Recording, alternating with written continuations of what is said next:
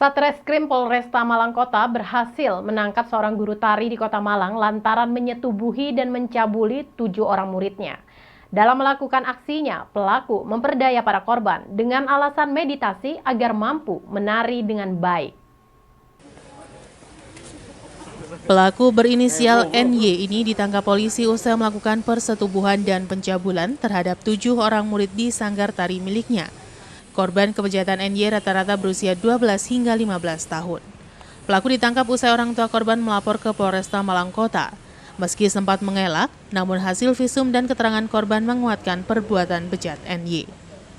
Aksi bejat NY dilakukan di rumah istri sirinya yang juga digunakan sebagai tempat sanggar tarinya.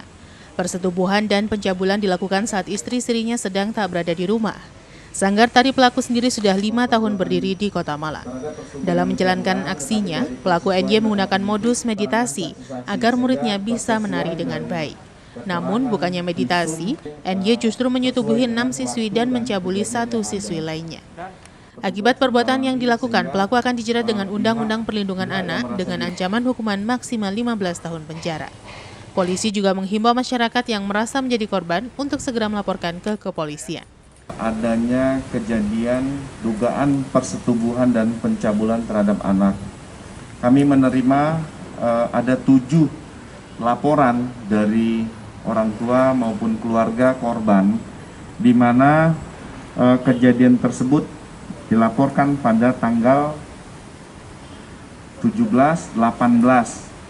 Nah, pada saat itu kami langsung mengamankan 1 orang pelaku berinisial YR.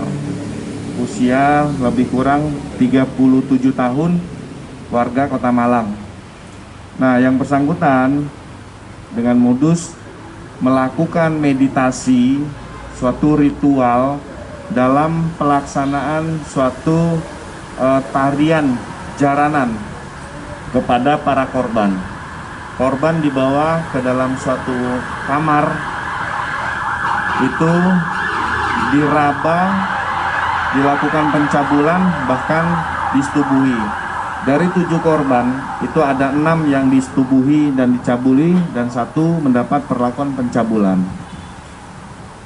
Nah, yang bersangkutan dikenakan pasal 81 Undang-Undang 35 tahun 2014, itu termasuk pasal 82 Undang-Undang RI tahun 35 tahun 2014 dengan ancaman hukuman 15 tahun penjara. Simon Alfredo melaporkan. Sementara itu, kasus demam berdarah di tahun 2022 mulai meningkat. Di bulan Januari ini telah ditemukan 16 kasus demam berdarah dengue atau DBD. Meningkatnya kasus demam berdarah di Kota Malang, masyarakat dihimbau untuk melakukan pembersihan sarang nyamuk. Di bulan Januari 2022 telah ditemukan 16 kasus demam berdarah dengue atau DBD di Kota Malang. Temuan 16 kasus tersebut tergolong tinggi. Untuk itu masyarakat diminta untuk selalu menjaga lingkungan agar tetap bersih dan membunuh nyamuk demam berdarah dengan melakukan pembersihan sarang nyamuk. Kepala Dinas Kesehatan Kota Malang Dr. Husnul Muarif mengatakan jika dibanding bulan Januari tahun 2021, temuan kasusnya sama, yakni 16 kasus. Ini dikarenakan pola cuaca hidrometeorologinya yang hampir sama, sehingga perindukan nyamuk Aedes aegypti lebih banyak. Tingginya temuan kasus DBD di Januari ini, Dinas Kesehatan Kota Malang akan melakukan penyelidikan dan memetakan wilayah yang warganya terjangkit demam berdarah. Setelah ditemukan, akan dilakukan pemeriksaan di 10 rumah yang berdekatan dengan warga terjangkit untuk dihitung jentik nyamuknya. Jika dalam perhitungan jentik nyamuk lebih dari 5% akan dilakukan pembersihan. Untuk membunuh nyamuk demam berdarah tidak hanya dilakukan fogging, karena fogging hanya membunuh nyamuk dewasa. Akan tetapi dilakukan pembersihan lanjutan untuk membunuh larva dan telur nyamuk. Untuk itu Dinas Kesehatan juga menghimbau masyarakat agar melakukan pembersihan sarang nyamuk sehingga dapat membunuh nyamuk demam berdarah. Bulan Januari kalau dibandingkan dengan tahun kemarin ya hampir sama lah. Jadi kan pola cuaca tadi itu hidrometeorologinya itu yang hampir sama ya. Sehingga perindukan daripada nyamuk Aedes aegypti ini lebih banyak gitu. Ya, sehingga kalau kita bandingkan dengan Januari tahun kemarin dengan Januari sekarang hampir sama. Ya, kita di 16 sekarang. upaya penyemprotan sudah pengasapan? Ya, jadi itu nanti wilayah sudah bergerak melakukan penyelidikan epidemiologi. Dilihat nih penderitanya tinggal di mana, kemudian dilakukan ini pemantauan jentik. Jadi dari satu rumah kemudian 10 rumah belakang kanan kiri belakang itu dihitung pemeriksaan jentiknya. Nah kalau pemeriksaan hasil jentik nyamuknya lebih dari 5%, nah itu berarti memang satu harus dilakukan pembersihan dulu karena fogging itu hanya membunuh nyamuk dewasanya. Jadi bagaimana yang larvanya, telurnya ini supaya bisa hilang, yaitu dengan PSN itu, pemberantasan sarang nyamuk itu. Simon Alfredo melaporkan. Akibat terkendala cuaca dan alat berat, proses pembongkaran pasar Kota Batu dipastikan molor. Pembongkaran bangunan pasar yang dimulai sejak 26 Desember lalu sudah memasuki 80% dan pembersihan material baru 35%-an. Pembongkaran dan pengangkutan material diperkirakan akan rampung dalam 20 hari ke depan. Beginilah yang terlihat di Pasar Lama Kota Batu. Proses revitalisasi Pasar Besar Kota Batu sudah memasuki pembongkaran bangunan yang sudah berjalan sekitar 80% dan pengangkutan material bongkaran masih 35%-an. Pembongkaran bangunan pasar besar yang dimulai sejak 26 Desember tahun lalu diperkirakan akan rampung dalam waktu 1 bulanan. Tetapi karena terkendala cuaca dan alat, pihak pemenang tender meminta tambahan waktu 20 hari ke depan. Saat ini pembongkaran bangunan pada sisi barat sudah rata dengan tanah dan sedang dalam proses pengangkutan.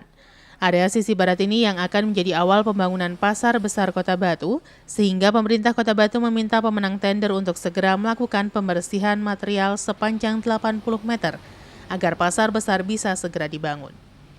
Menurut pemenang tender Haji Zubaidi menjelaskan, pembongkaran dan pengangkutan material terkendala cuaca dan alat. Dirinya meminta pemerintah Kota Batu untuk membantu menyediakan alat berat untuk menggeser material bongkaran agar sisi barat bisa segera bersih. Di lokasi terlihat sejak pukul 6 pagi para pekerja sudah melakukan kegiatan pembongkaran dan pengangkutan material yang lebih diprioritaskan pada area sisi barat agar bisa bersih dan segera dilakukan proses pembangunan yang menggunakan anggaran dari APBN. Kalau untuk pembongkaran bangunannya kurang lebih sudah 80%. Cuman untuk pembersihannya yang masih kesulitan karena faktor cuaca. Faktor cuaca di tempat pembuangan puing ini kalau hujan sedikit aja juga bisa masuk. Pengerjaan juga terkendala dengan alat, Pak Haji bilang barusan ya? Dengan alat, alat itu ekskavator yang sudah saya pulangin dari Surabaya 3. Ekskavator yang dari Batu sini 2. Yang sudah pulangin karena kerjaannya tidak efektif. Karena sekarang banyak pakai di Semeru masalahnya. Target akhir dari pemerintah ya dia minta secepatnya. Oh, secepatnya aja Pak Haji. Ya cuman karena kendala faktor ya cuaca dan alat-alat yang rusak terus. Karena alat yang dipakai di sini alat tua semua, alat yang baru-baru dipakai ke yang longsor kemarin. Oh gitu Pak Haji. Sampai kapan ini, berapa hari ke depan ini? Ya paling enggak 20 hari lah. 20 hari ke depan bisa clear Pak Haji ya? Oke. Iwan Dikmawan melaporkan. Terima kasih Anda masih siap bersama kami dalam Info 7 Malang Raya. Harga jual cabai rawit yang sempat melonjak tinggi hingga Rp90.000 per kilogram di awal tahun saat ini sudah kembali normal. Harga jual cabai saat ini di kisaran Rp38.000 per kilogramnya.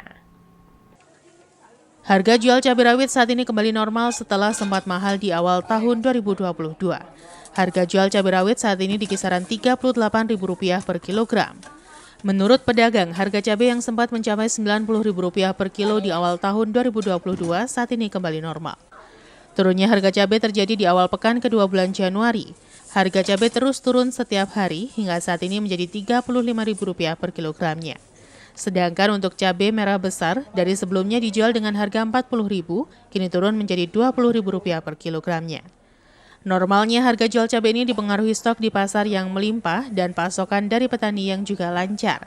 Sedangkan untuk daya beli dari masyarakat sendiri masih tetap stabil. Sementara, selain harga cabai yang kembali normal, harga bawang merah dan bawang putih masih tergolong mahal. Untuk bawang merah, saat ini dijual dengan harga Rp32.000 per kilogramnya, sedangkan harga jual bawang putih Rp24.000 per kilogramnya. 38 Mas.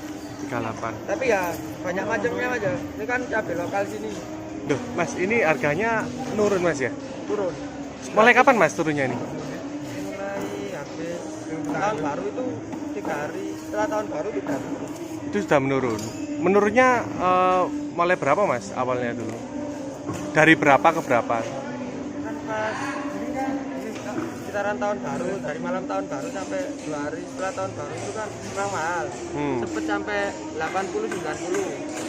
Terus turun 10.000, terus 10.000 sampai akhirnya turun langsung drastis itu 20.000 pernah. 20.000. Sekilonya itu.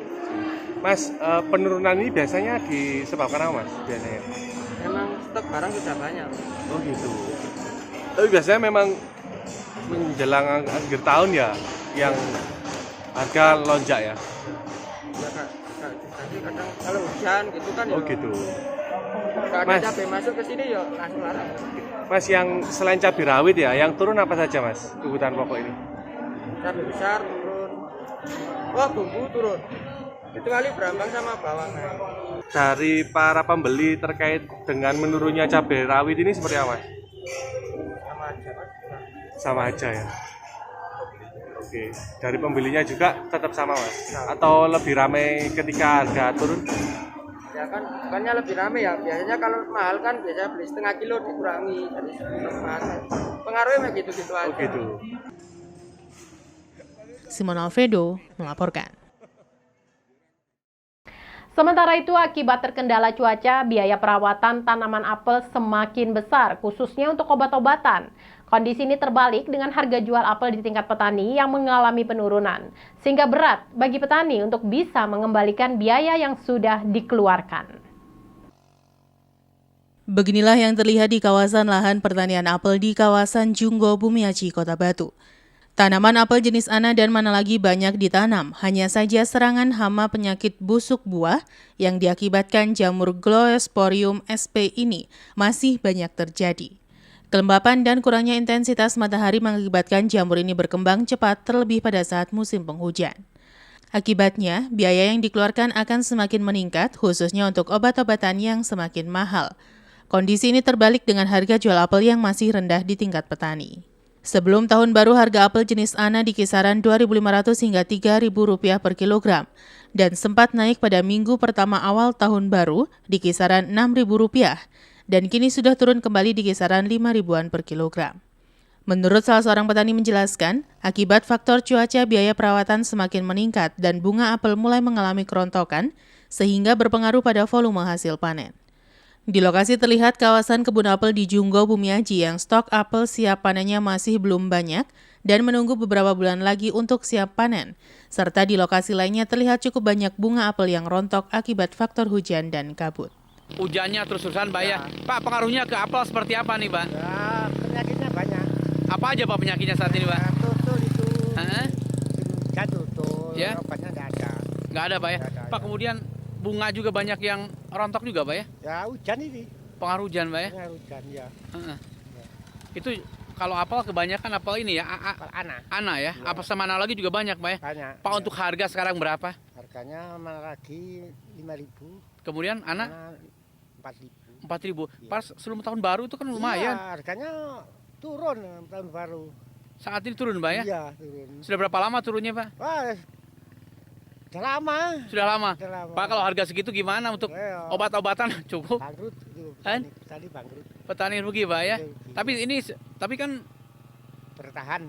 bertahan. Pak, untuk volume hasil panennya gimana ini kan dengan cuaca kayak ini Kalau volumenya? Apa kemarin 2.000 kalau panen 2 ton itu harus Iya? tenaga 10 ya.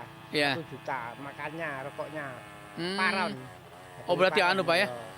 Berarti agak repot juga Pak ya? Iya, repot ya. Oke. Iwan Dikmawan melaporkan. Terima kasih Anda masih setia bersama kami dalam Info 7 Malang Raya. Akibat terkendala faktor cuaca, volume hasil panen mawar potong petani di kawasan Gunung Sari Bumiaji Kota Batu berkurang. Tidak hanya itu, Tanaman mawar terserang penyakit bercak hitam pada bagian daun sehingga biaya yang harus dikeluarkan semakin meningkat, khususnya untuk penyemprotan. Sementara untuk permintaan cukup ramai dan harga jual juga sedang relatif stabil. Beginilah yang terlihat di lahan pertanian mawar di kawasan Gunung Sari, Bumiaji, Kota Batu. Lahan mawar dan bunga hias lainnya menjadi andalan warga masyarakat di kawasan Bumiaji, Batu. Hujan yang turun deras dalam beberapa hari terakhir mengakibatkan tanaman mawar banyak yang terserang hama penyakit bercak hitam. Pada daun terdapat bercak berwarna hitam yang mengakibatkan daun menguning dan gugur. Saat ini untuk permintaan mawar potong sudah meningkat dibandingkan beberapa bulan sebelumnya. Namun sayang karena kondisi cuaca hujan turun dengan intensitas tinggi berpengaruh pada berkurangnya stok mawar di tingkat petani. Stok mulai berkurang dan kualitas bunga mawar tidak sebagus pada kemarau akibat kerusakan pada bagian daun yang berdampak pada bunga yang dihasilkan. Menurut salah seorang petani setempat menjelaskan pada saat ini permintaan sedang ramai namun akibat cuaca bagian daun menjadi rusak. Berwarna kuning dan ada bintik-bintik dan biasanya daun akan mengalami kerontokan. Sehingga penyemprotan menjadi lebih sering dan biaya yang harus dikeluarkan menjadi lebih besar. Di lokasi lainnya terlihat petani sedang melakukan perawatan, penyemprotan dan melakukan panen mawar potong. Tetapi hasilnya tidak sebanyak pada kondisi cuaca bagus. Diperkirakan permintaan masih akan ramai sampai dengan bulan Februari atau Maret. Para petani tetap berharap harga obat-obatan tidak semakin naik dan bisa terjangkau sehingga keberlangsungan aktivitas pertanian bisa tetap berlangsung.